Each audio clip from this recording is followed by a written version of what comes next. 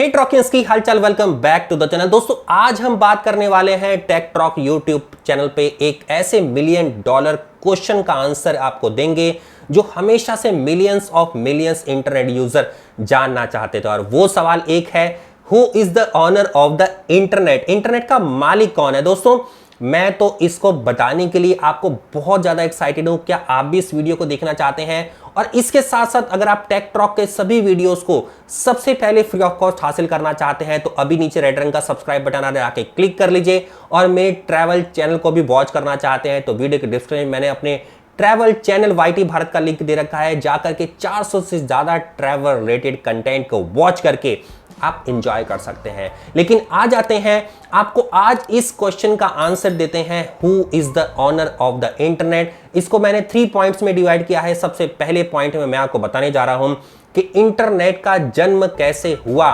तो दोस्तों इंटरनेट के जन्म के पीछे कोई भी एक प्रोग्रामर, कोई भी एक रिसर्चर, कोई भी एक इंजीनियर या एजेंसी रिस्पॉन्सिबल नहीं थी, लेकिन सभी का ये कलेक्टिव एफर्ट्स रहा।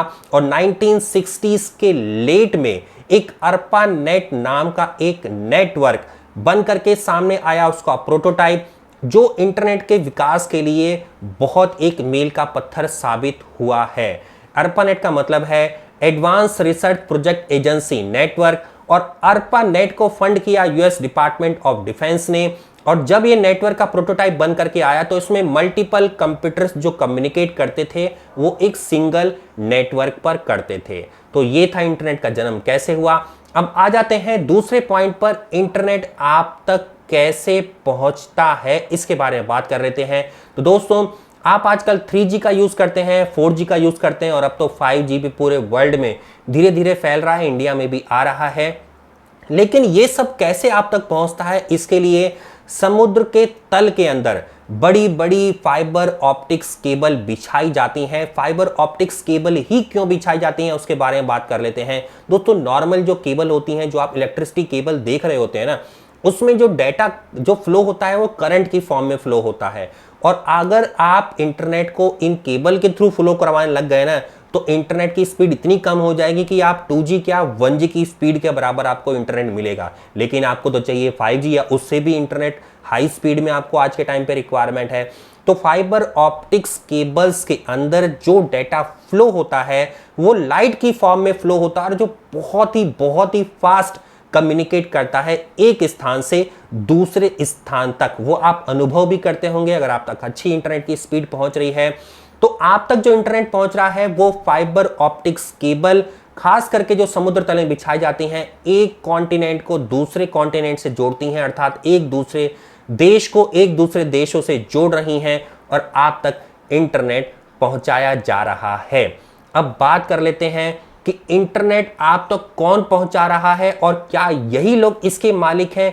ये असली क्वेश्चन है जिसका आंसर अब मैं आपको वीडियो के लास्ट हिस्से में देने जा रहा हूं।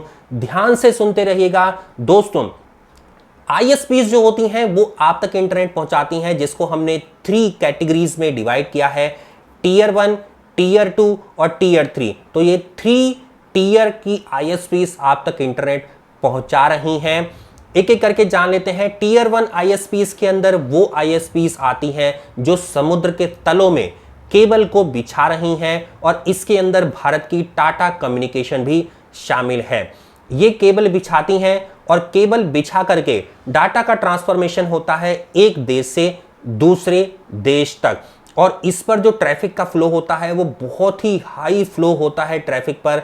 और जो इसको हैंडल करने के लिए सारी तरह की फैसिलिटीज, टेक्नोलॉजी इन ISPs के पास होती है, और इन्वेस्टमेंट भी बहुत ही लार्ज स्केल पर करना पड़ता है। समझ सकते हो ना आप, समुद्र तल के अंदर केबल फाइबर ऑप्टिक बिछाना कितना मुश्किल हो सकता है। अब बात कर लेते हैं टीयर 2 पर आ जाते हैं। ये ISPs हैं, जैसे वोडाफोन हो गया, रिलायंस हो गया, आइडिया हो गया, आप कुछ भी ले सकते हैं, टाटा हो गया। ये सब ISP होती हैं जो टीयर 2 में आती हैं। टीयर 1 से ISP सर्विसेज को परचेज करती हैं और आप तक पहुंचाती हैं इन सर्विसेज को टीयर 2 के अंदर। जो डेटा आप लोग जो भी परचेज करते हैं ना इन सभी एजेंसी से, सिम कार्ड के थ्रू या और सर्विसेज के थ्रू, वो सब टीयर 2 आप तक पहुंचा रही हैं जो टीयर 1 से खरीदी जाती हैं। अब बात कर लेते हैं टीयर 3। ये हमारी लोकल ISPs होती हैं, जैसे आपका हैथवे हो गया, ये आईएसपी लोकल एरिया में आप तक इंटरनेट पहुंचाती हैं, जो रिलायंस जियो टियर 2 जैसी आईएसपीज तक इंटरनेट परचेज करके, सर्विसेज परचेज करके आप तक पहुंचा रही हैं।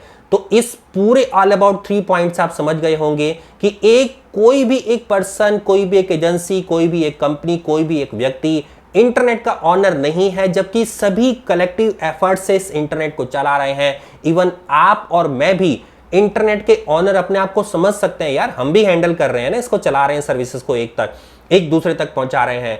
तो इंटरनेट के सभी मालिक हैं, हम कह सकते हैं, और इंटरनेट का कोई भी मालिक नहीं है, कलेक्टिव एफर्ट है। और इस तरह के बहुत ही इंटरेस्टिंग और इंफॉर्मेटिव वीडियो देखने के लिए हमेशा टेक टॉक यूट्यूब चैनल पे आइए। आगे बहुत सारे इंटरेस्टिंग और इंफॉर्मेटिव वीडियो लगातार आने वाले हैं, एक करके बने रहिए टेक टॉक यूट्यूब चैनल पर। मिलते हैं इस तरह के बहुत ही नेक्स्ट और इंफॉर्मेटिव वीडियो में, तब तक के लिए धन्यवाद दोस्तों। जय हिंद, जय भारत।